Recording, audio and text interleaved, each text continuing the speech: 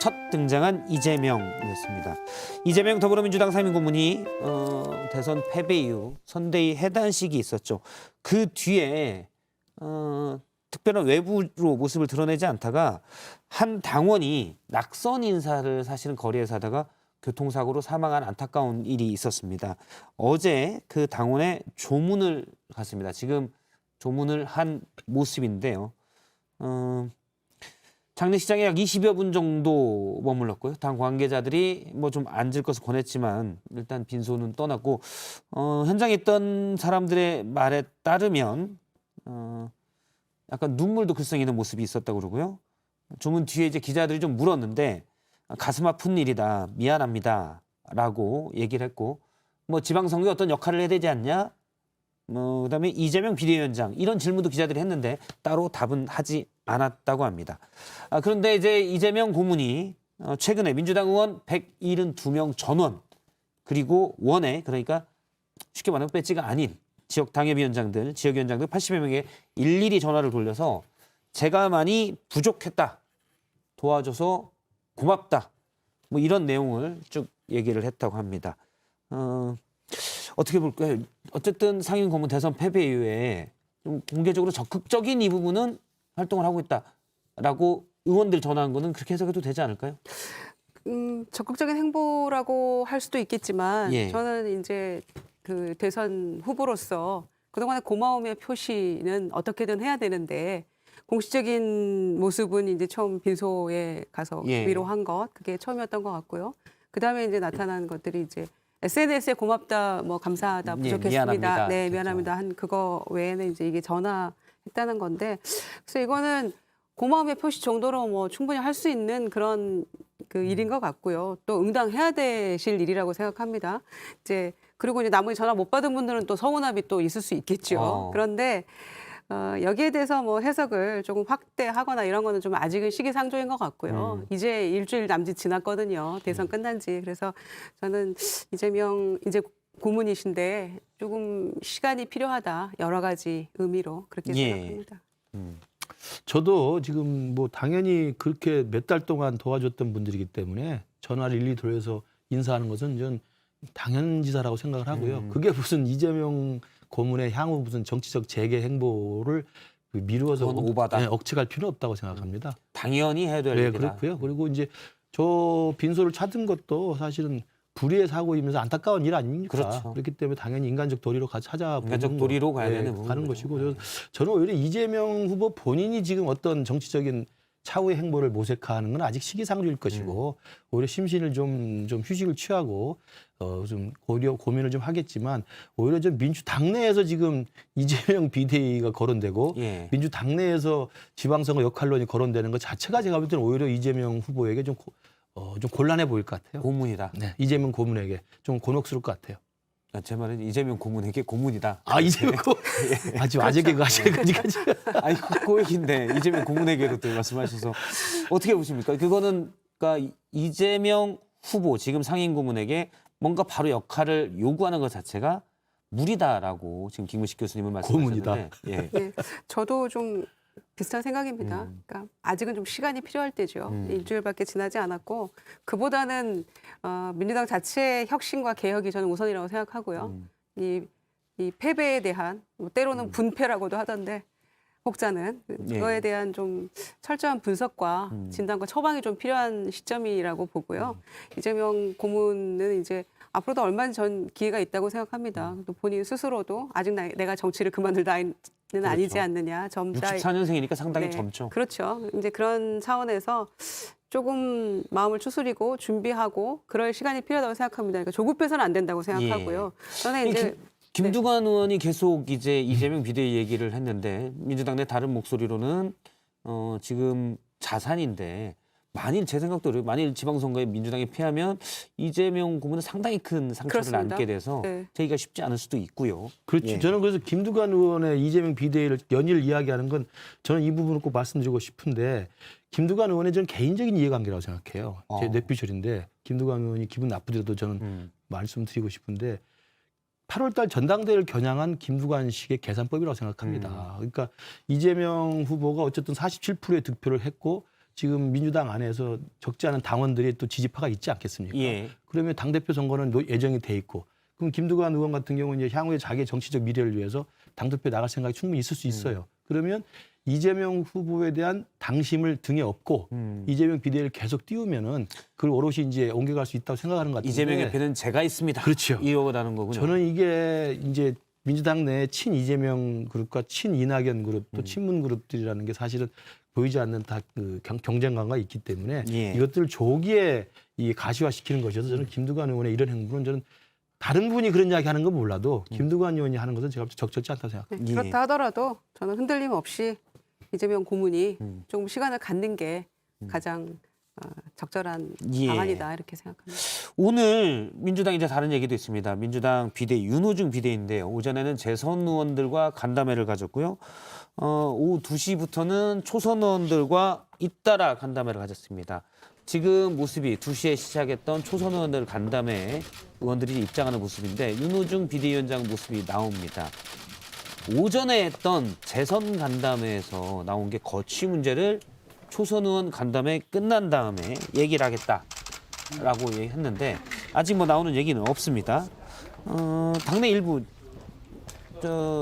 지금 모습은 이제 오전에 있었던 재선 간담회 모습인데요. 당내 일부에서는 더 미래에서 특히 윤호중 비대위원장이 물러나야 된다라는 공식적인 의견을 냈기 때문에 윤호중 원내대표, 지금은 비대위원장 약간 부담이 될 것 같아요. 어떻게 해야 된다고 보십니까? 이제 더 미래 뭐 더 좋은 뭐죠? 제가 기억을 잘 못하겠는데 일단 얼마 안 되셔가지고. 일단 그룹에서 이제 지금 거취 표명하라 이렇게 얘기하고 있잖아요. 물러나시라 이렇게 하고 있는데 현역이 아닌 제가 원외 입장에서 봤을 때는 아니 진작 좀 하시지. 왜 진작 이런 얘기들 안 하셨나? 진작이면 언제 말씀? 진작이면 대선 전 지난번에 대선 아니, 직후에 직후에 그 지도부가 송영길 지도부가 물러나고 그렇죠. 윤호중 비대위 정해졌을 때 의총이 열렸지 않습니까?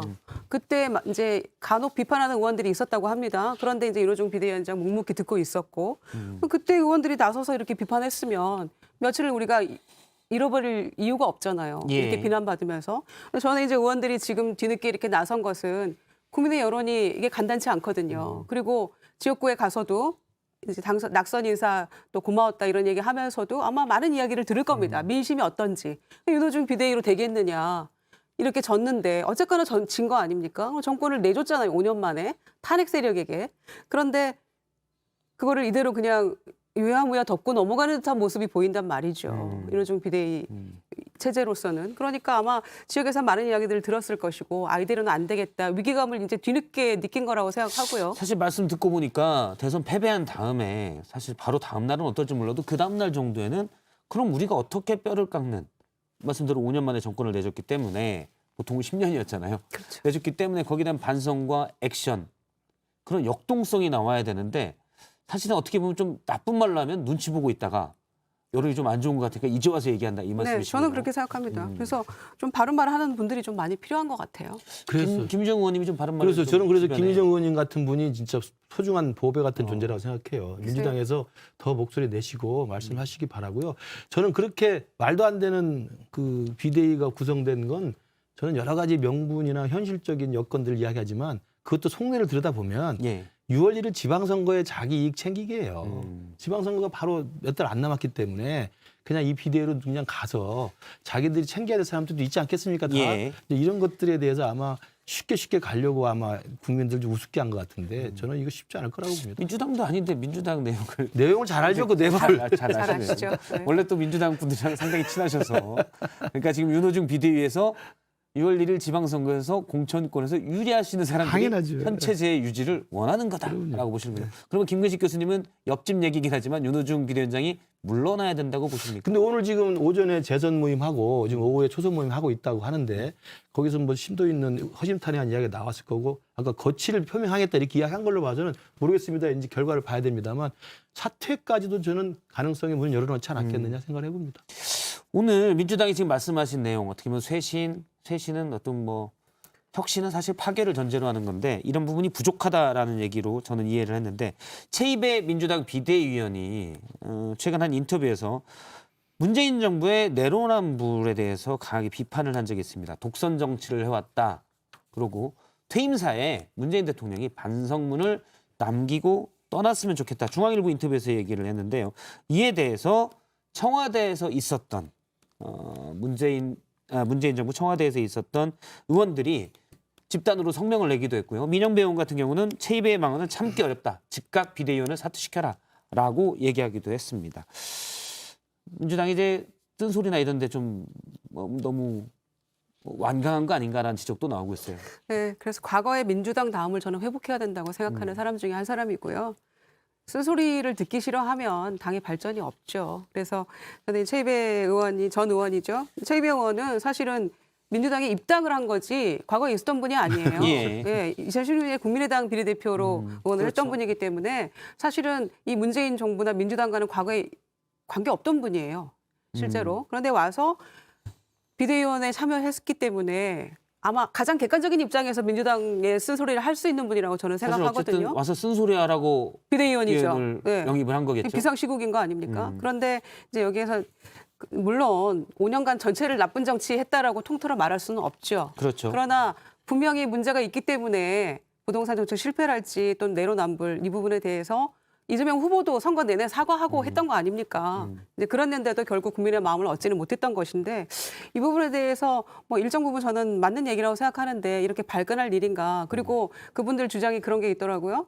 급할 때는 대통령 찾다가 선거할 때는 그리고 또 뭐 아닐 때는 대통령과 또 멀리 떨어지려고 한다는 이런 취지로 성명을 냈던데 최이배 의원은요 전혀 예. 관계 없는 분이에요. 저도 그 부분이 눈에 띄더라고요. 네, 관계 없어요. 최이배 비대위원은 입당한 지 두어 달밖에 문재인 안 된 대통령을 분이에요. 찾은 적이 없어요. 그렇죠. 입당한 지 두어 달밖에 안 된 분이기 때문에 예. 사실은 어떤 점에서 가장 객관적으로 또 국민의 마음을 대신해서 얘기할 수 있는 분인데 이런 걸 가지고 뭐 당장 내쳐야 된다, 비대위원 사퇴시켜야 한다라고 하면 그 윤호중 비대위원장에 대한 국민의 불만이나 이거 말 안 된다라고 생각하는 그 시선은 어떻게 할 예. 겁니까? 저도 우리 역시 김유정 의원님이 진짜 민주당에서 쓴소리를 해주시니까 정말 듣기 좋고요. 특히 이제 민영배 지금 의원이 이제 최이배 의원의 그 발언에 대해서 뭐 강력하게 반발을 하고 있는데 예. 문재인 정부 때 비서관 출신 아닙니까? 청와대 예, 비서관 그렇죠. 출신. 그래서 저는 민주당이 앞으로 환골탈태를 하고 거듭나려면 저희들 국민의힘 이야기를 먼저 선배로서 이야기를 드리는데 저희도 탄핵 이후에 5년 동안 얼마나 고생했습니까? 연전연패했고요. 그래도 그렇게 연전연패도 그런 거 그 심각한 걸 모르고 친박 비박 또 모여서 친이 친박끼리 난리도 아니었습니다. 예. 그 국민들이 봐요. 쟤들 아직도 멀었다. 그러면 계속 패배시켜 주거든요. 그러다 이번에 저희들 겨우 어렵게 다시 한번 기회를 받은 겁니다.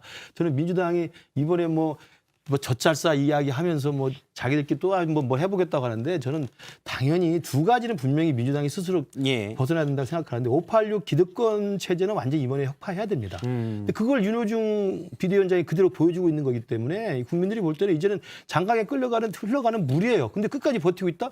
그다음에 송영길 대표가 선거운동 기간에 자기부터 내려놓겠다 해서 586 했는데 한 명도 안 내려놓지 않았습니까? 예. 그래서 586 기득권 체제 혁파하고 두 번째는 민영배 의원 이야기를 제가 드릴 수는 없습니다만 조국을 사수했던 조국 사수에 앞장섰던 이른바 내로남불을 감쌌던 사람들도 통렬하게 반성해야 됩니다. 그거 두 가지가 정리되지 않으면 저 민주당의 미래는 없을 거고 앞으로 4년 5년 동안 저희들이 했던 것처럼 더 심한 실현기가 있을 거라고 생각합니다. 네, 내로남불 하니까 제가 잠깐 여담 하나 더 드려도 될까요? 예. 제가 18대 국회 때 행정안전위원회 상임위를 하는데 그때 당시도 공교롭게 오세훈 서울시장이었습니다. 예. 근데 이제 뉴타운 관련해서 제가 질의를 하다가 그때는 내로남불이란 말이 없었어요. 내가 하면 로맨스, 남이 하면 불륜이냐. 예. 제가 그 표현을 했다가 저쪽 이제 그 당으로부터 새누리당이었죠 그때. 네. 제가 한나라당이었군요. 제가 그 국회 윤리 제소를 당했어요. 아, 내로남불에 말을 했다고? 그렇죠. 그러니까 지금은 그런데 원조시네 그러면. 그러니까 그 얘기를 했다가 제가 그거 예전에 김용우 품격이 떨어졌다는 이유로. 국회의장이 했던 건데. 네, 품격이 떨어졌다는 이유로 제가 이 국회 윤리 제소가 됐다가 어. 이제 임기 말에 다 이렇게 그냥 퉁쳤는데요, 한마디로 시쳇말로. 그랬는데 그때 저를 제소한 한나라당 행안위원들이 대표적인 인물이 장재현 의원입니다. 그러니까 이제 그러다가 지금 세월이 이렇게 흘러가지고 MB 시즌 2 같은 지금 인수위 당선인 우려하는 목소리도 나오고 있는데 그때 생각하니까 근데 지금은 18대 보십시오. 국회에서의 뒤끝이 그렇죠. 지금, 지금 보십시오. 내로남불이 사자성어처럼 쓰이고 있잖아요. 그리고 지금 이쪽도 그렇고 저쪽 당도 그렇고 서로 내로남불 하지 말아야 되는데 서로 내로남불 했다고 지금 이 그 손가락질 하고 있는 이 모습을 제도적 개선이건 그 무엇이건 수반되는 모든 것들을 다음 국회에서는 좀 제대로 해야 되지 제가 볼 않나 때는 이 싶습니다. 중요한 자리에 계신 분들은 두 분도 이제 높은 자리에 중요한 자리에 계신 분들 항상 가장 나랑 안 맞는 분하고 억지로라도 친하게 지내야 돼요. 그게 내로라는 분을 피할 수 있는 유일한 방법입니다. 그래서 뭐 술 장경원 사주면서 의원하고 그 뒤로 뭐 나빴던 건 아닙니다. 네, 그러니까. 억지로 친하게 지내셨군요.